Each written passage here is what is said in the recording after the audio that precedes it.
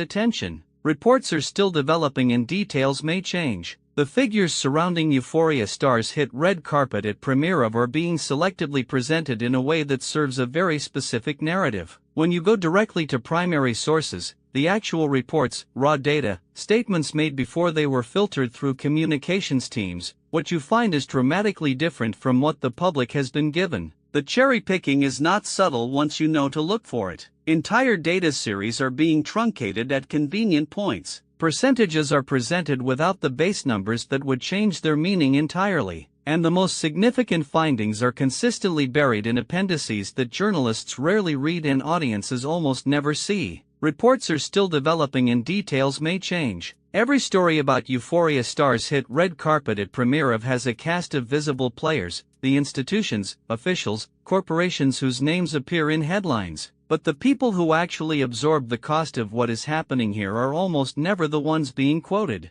The second and third order impacts flow downward through systems that most commentators are not tracking at all. Workers, families, small communities, people operating in markets with no political representation and no media platform, these are the groups bearing the real weight.